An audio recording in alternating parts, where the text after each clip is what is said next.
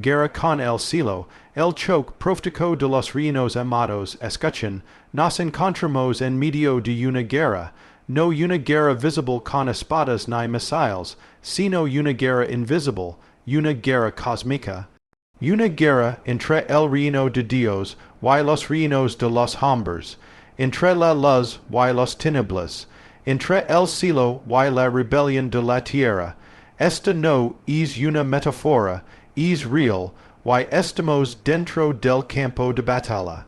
Desde el principio el hombre fue creado para caminar con Dios, para reflejar su gloria, pero luego la serpiente, y con ella la ruptura, el conflicto. Desde ese momento, la tierra se convirtió en un escenario de rebelión. Cain se levantó contra Abel, Babel se alzó contra el cielo, fue un desafío al Altísimo, y esa guerra ha continuado en cada generación. Hoy no estamos en tiempos ordinarios, el reloj profético avanza. Lo que una vez estuvo oculto ahora se revela, las naciones se tambalean, los reinos humanos se sacudan. Y detrás de cada sacudida hay una voz, la voz del cielo llamando al arrepentimiento, al regreso, a la decisión. El choque ha comenzado, Babilonia está resurgiendo, Egipto se reorganiza, Roma vuelve a alzar su sistema. Y los mismos espíritus que gobernaron esos imperios antiguos espíritus de orgullo, inmoralidad, idolatría, persecución y confusión están otra vez en aquien. No es coincidencia, es profético. El hombre moderno ha declarado su independencia del Creador, ha redefinido lo que Dios lo más sagrado, ha profanado lo santo, ha abierto portales antiguos, ha convocado la oscuridad con sus leyes, sus altares, sus celebraciones del pecado. Ha declarado guerra, no a una religión, sino al mismo trono de Dios, pero escuchen esto. El cielo no está en silencio, el león de la tribu de Judá no ha sido destronado, el Dios de Abraham, Isaac y Jacob no ha sido vencido. El cordero que fue inmolado vive, y él regresará no como siervo sufriente, sino como rey conquistador. El choque profético es inevitable, el juicio vendrá, las naciones serán pasadas en balanza, los sistemas caerán. Lo impuro será sacudido, pero en medio de la oscuridad Dios levantará un remanente, un pueblo separado, una generación que no doblará rodilla ante los dioses de este siglo. Así que tú, que escuchas, decide de qué lado estés. Te alinearás con los reinos que perecen, o con el reino que permanece para siempre. Te unirás al estruendo del mundo, o al clamor de los cielos. Porque no se puede servir a dos señores, no puedes danzar con el mundo, y esperar caminar con Dios. La trompeta suena, el cielo llama, los ejércitos celestiales se preparan, la guerra está en marcha, y tú fuiste llamado, para este momento, la humanidad está inmersa en una guerra espiritual entre el reino de Dios y los sistemas del mundo. La humanidad está inmersa en una guerra espiritual entre el reino de Dios y los sistemas del mundo. No se trata de una lucha visible, sino de una contienda invisible, profunda y antigua que se libra desde los orígenes mismos del tiempo. En el principio, el hombre fue creado a imagen del Altísimo, destinado a reflejar su gloria y caminar en comunión con él.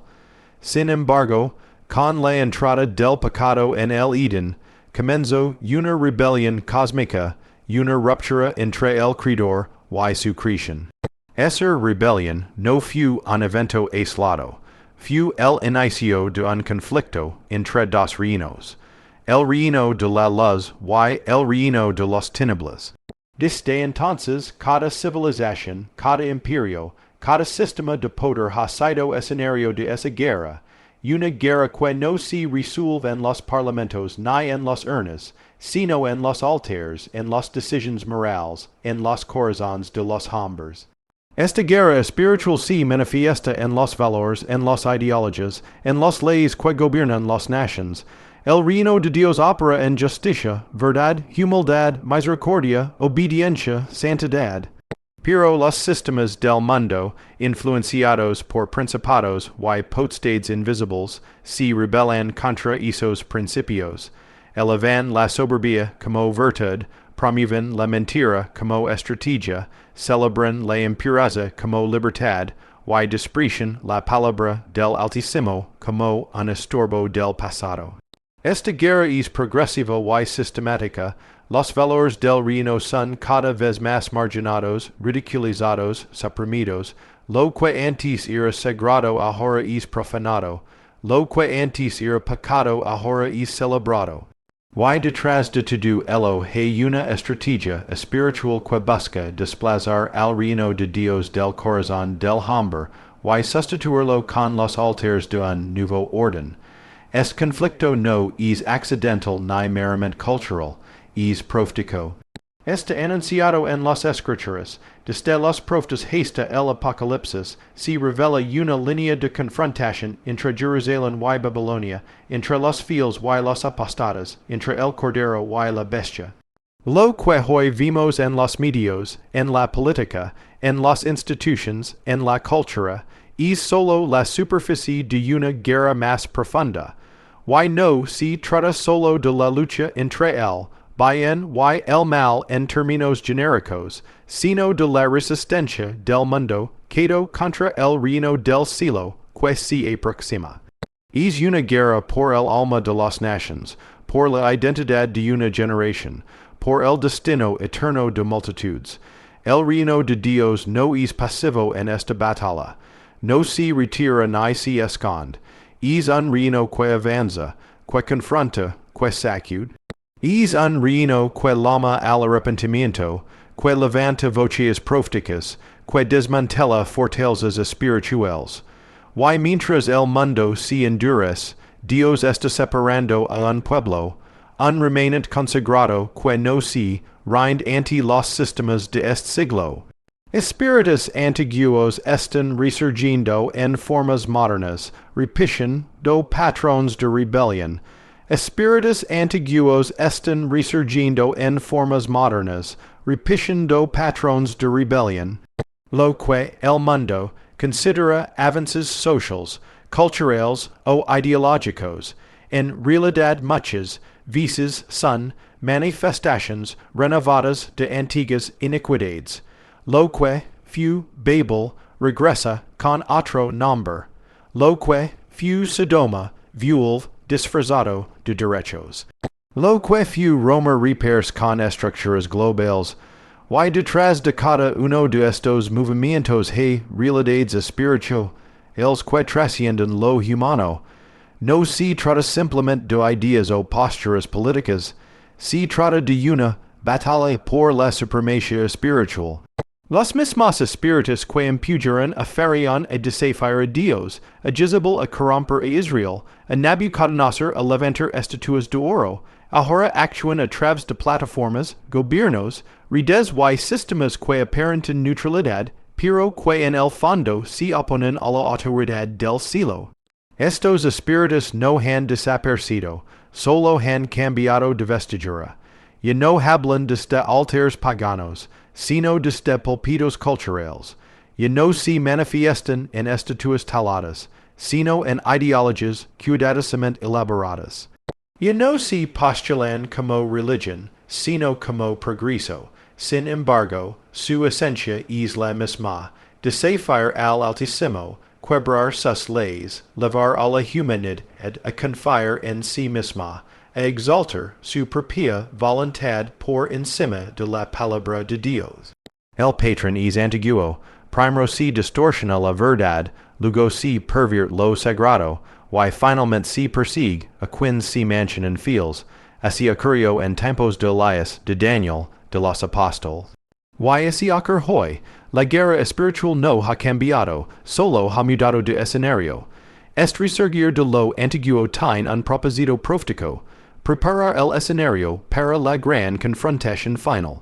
Tal como en los días de no, cuando la maldad se multiplicó hasta alcanzar el juicio, tal como en los días de Lot, cuando la corrupción llegó a un punto de no retorno, el regreso de estos espíritus es señal de que el tiempo está maduro.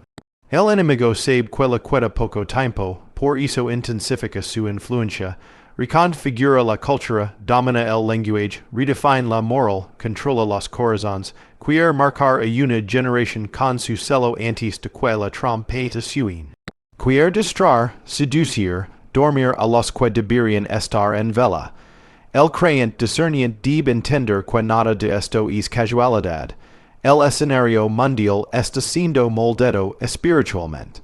Cada cambio cultural, cada ley aprobada, cada crisis, cada avance tecnológico, cada narrativa mediática, tiene tras de sí una corriente espiritual que busca influir en el rumbo de la humanidad.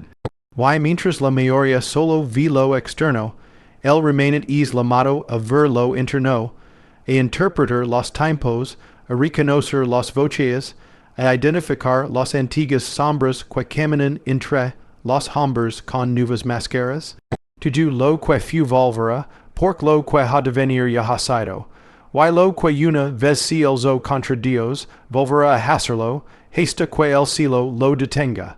Las nations están desafi, ando abiertamente a Dios con leyes y ideologías contrarias a su palabra. Las nations están desafi, ando abiertamente a Dios con leyes y ideologías contrarias a su palabra. En tiempos antiguos, este tipo de rebelión se manifestaba en la construcción de torres, en la edificación de altares paganos, en sacrificios profanos. Hoy la rebelión se institucionaliza, se legisla, se celebra con orgullo. Las nations que alguna vez fueron dedicadas a Dios ahora levantan sus voces contra él. Lo hacen en parlamentos, en tribunals, en aulas y en plataformas digitales. Con cada ley que redefine lo estable, sido por el creador, se levanta un puño cerrado contra el trono celestial. No se trata simplemente de políticas sociales o reformas jurídicas, sino de un rechazo profundo y consciente a la soberanía de Dios sobre la tierra. Este desafío se ha vuelto global. Lo que comienza como un movimiento ideológico en una parte del mundo, pronto se convierte en norma internacional. Se prisiona a los gobiernos alineados, se amenaza a las naciones que se resisten, se ridiculiza a quienes aún sostienen los valores del reino. Se impone una moral alternativa y se persigue a los que no se arrodilan ante ella. Las leyes que alguna vez protegieron la vida, la familia, la fe, ahora se convierten en instrumentos para silenciar la verdad, castigar la fidelidad, eliminar la distinción entre lo santo y lo profano. En nombre de la libertad se esclaviza la conciencia. En nombre de la tolerancia se impone la uniformidad. En nombre del progreso se desmantela el fundamento eterno. Este rechazo colectivo no es accidental. Es parte del patrón de los últimos tiempos. Las escrituras anuncian que antes del regreso del Mesías se levantará una generación que se opondrá sistemáticamente a todo lo que se llama Dios. Los poderes de este mundo se unirán en una Torah moderna, una Babilonia renovada que pretende gobernar sin necesidad del Creador. Esa Babilonia no será solo una ciudad, sino un sistema global que fusionará economía, política, religión y identidad bajo un espíritu de rebelión. Las naciones se embriagarán con su vino, y el juicio comenzará en la casa de Dios, porque muchos dentro de ella habrán hecho alianza con los ídolos del tiempo presente. El resultado de este desafío es un endurecimiento espiritual. Cuando las naciones endurecen sus corazones, cuando deciden caminar en sus propios caminos, cuando laman a lo malo bueno y a lo bueno malo, se abren puertas espirituales que permiten el avance de fuerzas destructivas. Juicios naturales, inestabilidad social, decadencia moral, corrupción institucional, todo ello son señales de una tierra que ha dado la espalda a su creador. Pero incluso en medio de la rebelión, la voz del cielo continúa clamando.